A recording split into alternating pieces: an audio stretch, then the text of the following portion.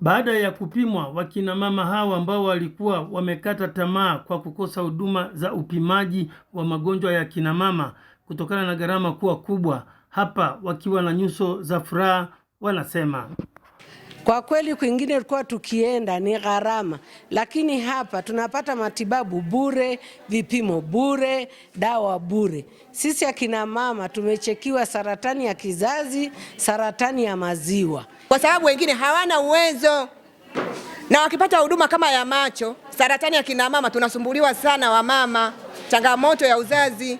Kwa hiyo ukipata huduma kama hii, jamani, semeni asante. Tunamshukuru Mo David kutuletea huduma hii. Tena Mungu amzidishie maradufu. Bwana Cornel Mateo ni mratibu wa huduma ya uzazi na kizazi kutoka Mo Dewji Foundation wanaoratibu zoezi hilo. Anaeleza idadi ya wakina mama na magonjwa yatakayopimwa, huku daktari wa magonjwa ya kina mama Daktari Gerard Kituma anawaondoa hofu wakina mama. Na tunategemea katika huduma ya mlango wa kizazi na huduma ya matiti tupate wamama 2000 ndani ya siku 4 ambazo tumeweka kambi hapa Singida.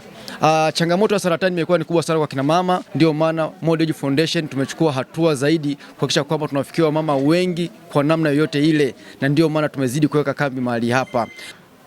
Kuna akina mama wengi ambao wana viashiria vya saratani ya mlango wa kizazi, na tunapa ile huduma ya awali ambayo itawawezesha wasifikie hatua ya kuwa na hiyo saratani ya kizazi. Tumegundua kwamba kuna changamoto ya hofu, wanakuwa na hofu, lakini ukiwaelimisha akina mama ni rahisi sana kubadilika. Tumeamua kuja kutoa hapa huduma hii bure kwa sababu ni miongoni mwa maeneo ambayo yana uhitaji na pia yanaonekana kwamba yana wagonjwa wengi wenye uhitaji wa hizi huduma, ndio maana tukaamua kuja kutoa kwenye wilaya hii ya Singida Manispaa. Upimaji wa magonjwa ya akina mama na matibabu ya macho yanatolewa kwa siku 4 kwa magonjwa ya macho, kupewa huduma za upimaji, upasuaji, kupewa dawa na miwani za macho katika hospitali ya Manispaa ya Singida yanayogharamiwa na Mo Dewji Foundation. Kutoka hapa katika hospitali hii ya Manispaa ya Singida ambapo matibabu ya macho na magonjwa ya kina mama yanatolewa bure na Mo Dewji Foundation, ni mimi Elisante Mkumbo wa ITV.